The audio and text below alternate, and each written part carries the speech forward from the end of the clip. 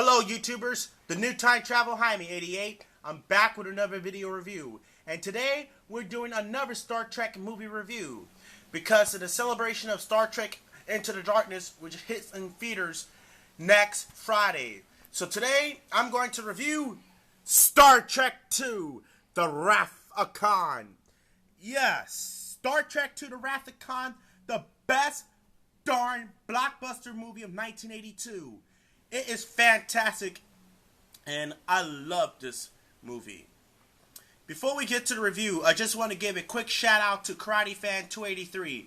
Karate Fan 283, if you're watching this, your videos are awesome. Keep up the good work. And for those of you who don't know who Karate Fan 283 is, go ahead and check out his channel on YouTube. Now let's begin the plot of the movie. The story began set in the late 23rd century. The USS Enterprise, now a training starship, and it was a lot to change. A new characters on the board, including familiar faces, including Kirstie Alley, Mary Budrick, B.B. Bish, Paul Winfield, among others. They're on their way to experiment with Kobayashi Maru, a no-way scenario, until the three Klingon cruisers attack the Enterprise.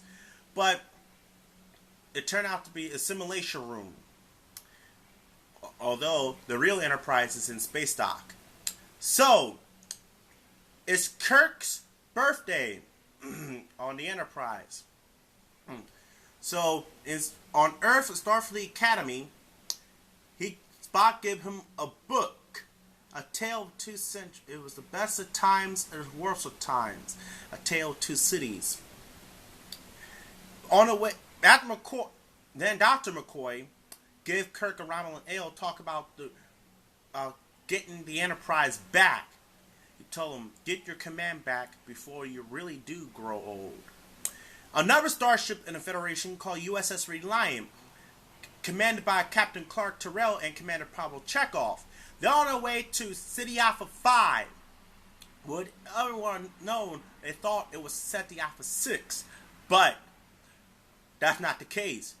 City Alpha 6 was exploded, and the shock shifted around the wet waste.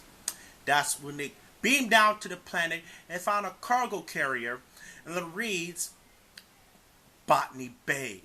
Botany Bay. Oh no. Chekhov told Captain Terrell to get out of here, but unfortunately it was too late when Khan and his men arrived. Then, back on the Reliant, Commander Kyle trying to contact Captain Terrell is no response. So, Khan's next mission is brainwash them by using these tiny little eels to put it around in their ears and watch them madness and watch them die. So, Kirk assembled his crew on the Enterprise on his way to Space Lab Regular 1, a new course. So, after receiving the distress call from Space Lab Regular 1, Carol Marcus accused of Kirk of taking Genesis, which is not true. It was Khan who took the Genesis device.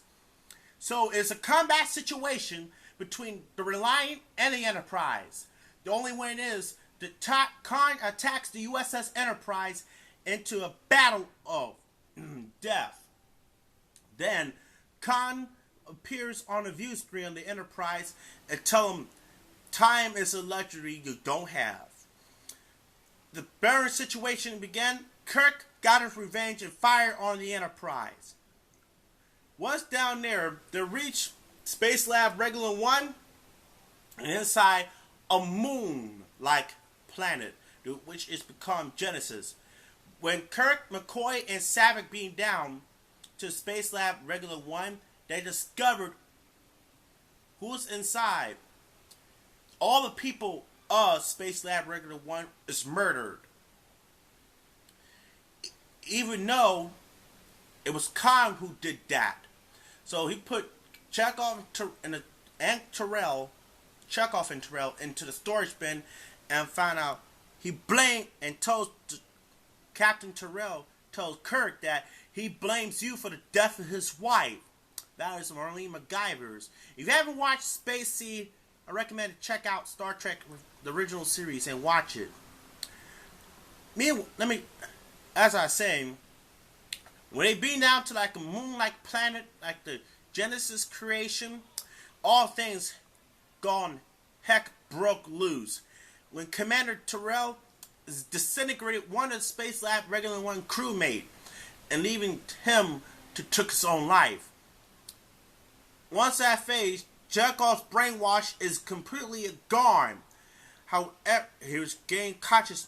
He's knocked out, unconscious, and tell him, you have to go down and beam down to Genesis. You have to come down here. You have to come down here. He has no revenge. Then he tells him, bury alive, bury alive. And Kirk shouted out, Khan! And that's when he shouted. Carol noticed Kirk that, who is Khan? In no way Centurial. So after that mission, the Enterprise was on the way to the Mutaro Nebula and there to battle the Reliant inside of there.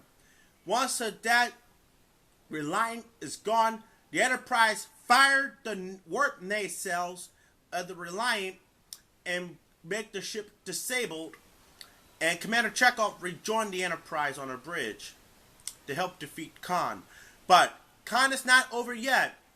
He has a Genesis torpedo device. It's not a Genesis torpedo. It's a Genesis wave tube missile-like things, and it's trying to begin to Genesis wave. It's built to detonation. The Enterprise, the Reliant hit the Enterprise. The Enterprise began to flood it with radiation. So the target of this one is Spock to have to get down to engineering and save the Enterprise. And that's what Spock did. But he forgot to put on a radiation suit.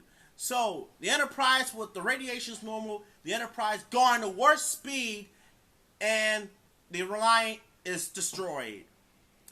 So, and that what happens at the end of the movie.